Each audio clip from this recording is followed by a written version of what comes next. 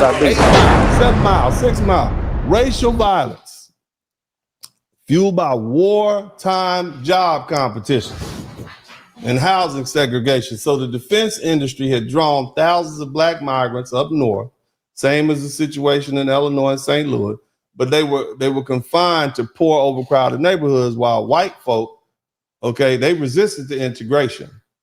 Okay, they didn't like that. On June 20th, the fights broke out out at Belle Isle Park between black people and black kids and white kids, youths. And the rumor spread that a black man had raped a white woman, and that the whites had thrown a black mother and a baby off a bridge. All of this was false, but it triggered something. It triggered the power. It triggered something. So you had the white mob join with some of the police, and they stormed into the black neighborhoods, and they started attacking the residents and destroying property. And by the time the federal troops restored order, 34 people unalive, 25 of them black, most of them shot by the cops. And so the Detroit Riot revealed how economic tensions and entrenched segregation could erupt under pressure. Black workers had come north to fuel the war effort. They came there for the jobs. They were asked to come up. But instead of being embraced as fellow Americans, they were targeted as competition, and the rumor mill lies spread. And once again, it became the spark of violence. And Detroit underscored that even in the North, racial violence was never far beneath the surface, especially when black progress was framed as a threat. What about Cicero, Illinois, in 1951? I know y'all know, but we don't have to go back to slavery to talk about reparations. They always love to say, oh, that happened a long time ago. None of our ancestors was alive. I guarantee you got some ancestors that was alive in 1951. In Cicero, it's a suburb of Chicago for you all who don't know.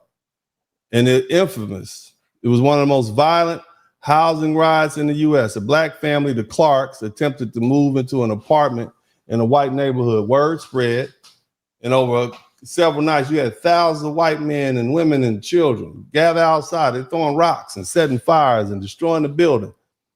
And the police didn't do anything. They just stood by. They didn't do anything to stop the mob. And the Clarks were forced to flee. And the incident drew national attention, including coverage from Life magazine, which published the carnage. It's called the Cicero Riot. It wasn't just about one family. It was about maintaining the racial boundaries of housing segregation, even decades after slavery. The color line was being violently enforced by everyday white folk, not just politicians or officials. And Cicero showed the North was not immune to this kind of raw, open hatred that people often associated with the American South. It also made clear that the fight for civil rights would not just be about buses and schools. It would be about where black families could live and whether they could live in peace. And I hope I'm not boring y'all. Are y'all still with me? Let me know. You're not. I hope you're still with me. Okay. Some of you all might know this, some of you don't. Birmingham, Alabama, 1963. This is ground zero for the Civil Rights Act. This is what galvanized the Civil Rights Act. Okay. So the city is known as Birmingham because of the frequent bombings of black homes and churches. They were literally blowing up our people's stuff.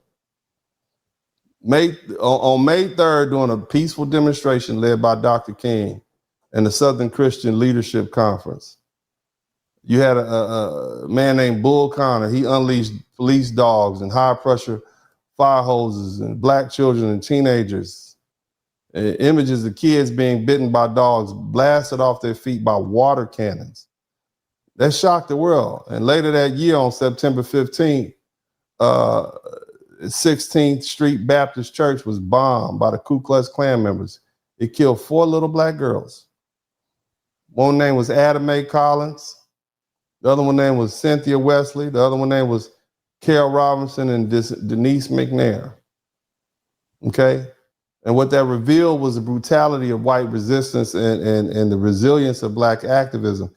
It was televised, images of the children under attack. It helped shift the national opinion. People just saw how ugly it was. But the church bombing showed the deadly links that these white nationalists, these same people, the children of the same brain product, how far they were willing to go in order to preserve segregation and their dominance. And Birmingham stands as a painful testament to how white rage used terror, not just to destroy property, but also to shatter lives. Yet even in the face of death, the movement pressed forward. What about York, Pennsylvania? This is 1969. It was formerly, the Civil Rights Movement had formally secured the landmark victories like the Civil Rights Act and the Young Voting Rights Act. Many of y'all are alive at this time. But racial tensions remain especially bad in these northern cities, whether in Pennsylvania, where segregation and discrimination persisted in schools and housing. But anyway, there's a lot of strained relationships that summer. And so violence erupted. You had white gangs and black residents defending themselves in the street. They were throwing arson, bombs, and whatnot. And the city just descended in chaos. And then you had two people, a black teenager named Lily Bell Allen. She was shot while driving through a white neighborhood, and the white police officer got unalived. And these deaths symbolize a combustible mix of racism, you see, and policing and mistrust. And they call this, it was one of the last major race riots, they said. But what this shows is that white rage adapted over time, where once mobs used bombs and torches, by the 1960s, they were using guns and gangs and aggressive policing, and those became the tools of intimidation. And it's a reminder of what these so-called civil rights victories and the battle for racial equality was far from. Now, keep in mind, Charlie Kirk said that we were better off back then. That's what he said. He said we were better off back then. I want you to keep that in mind. All right. Okay. I just want you to keep that in mind. All right. So as you see, based on all these so-called race riots, because that's what they categorize them as, whether we talk about Memphis or Wilmington or Tulsa or Detroit or Chicago, they weren't really riots at all. They were organized attacks on black prosperity, black success, black life, and black wealth. And here's the lesson. If you don't give white nationalists and white supremacists a reason, they'll make one up. And it doesn't have to be a good one. In fact, it can be a bold-faced lie. Just like the ones you saw Charlie Kirk say about black men and black men unalive, black people unaliving these white folk, which is a lie, according to the FBI and the stats and the CDC. All it takes is a rumor. A black man whistled at a white woman. A black man attacked a white woman. The Negroes are getting rich. And the mob is ready to burn, loot, and kill. History proves it. They never needed the truth. They just needed an excuse. And that same spirit is alive today in 2025. Angry white nationalists are still hunting for pretext. They want to point to crime and chaos and law and order. But what they're really looking for is permission to target black communities. That's why you got Trump talking about floating and sending the National Guard into Chicago. Okay? What you send it over to this black town for? Look, I get what you're trying to do. See, it wasn't just, understand, family, it wasn't just the politicians or activists who pushed back. It was the streets. What's up? Welcome to the broadcast. This is Uncle D. People wash their ass in the tub, Kamala Harris. You were tuned in to Uncle D. D's black man talk. Pull up, homie, take a seat. Don't be a shadow watcher every day. You learn something, then you earn something. Let them know and drop some money in the plate. It's getting cold, ladies, talking ratchet. Lizard King here, grab your coat, zip your jacket. Keep quiet for a second, close your jaw. Attorney Spurling, this ain't pearly, know the law. Talking Constitution, pushing pins when he shooting, give him that. Masculinity, just for the record, sprinkle that. You can keep your cat, gotta cut it. Only cat he rubbing, gotta love it. I call it Molly everybody. Gotta vote your interest, voting earns. Presidential, this is for the money that I earn. When you gon' learn, my people, that evil mixed with evil. No matter what you're doing, baby, this ain't equal. Sometimes when you're special, you get hated. The test is for the best, you're damn right, my people made it. Uncle D, Blizzard King, you been served, gotta notice. Now black men out here know we winning, gotta hold it now.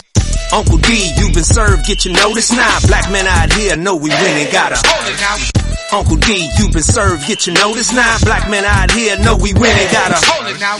Uncle D, you been served, get your notice now. Black men out here know we winning, gotta hold it now. Hey man, I'll do what I do. Somebody need to whip your ass. Get up and whip him, Sweets. Hey, don't be putting the money in my hand all rough. Take your ass out here. You buy you a Flowbee and cut your own damn hair from now.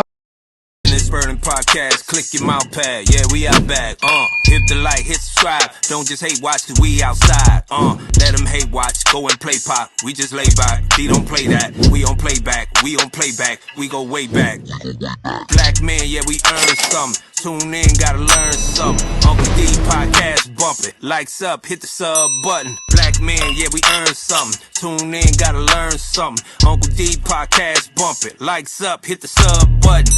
This is Dennis Spurling Podcast. Don't just hate watch, hit subscribe and let them know we outside. Don't hold hate, donate, super chat, cash app, put something in the collection plate. Church.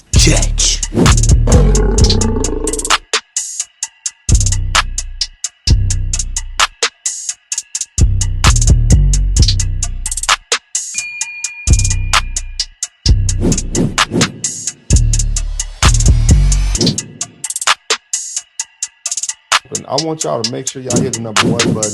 And we're going to kind of get back to what we like to do over here, man. I need y'all to check in at a certain point when it's time to check in. I need to check in it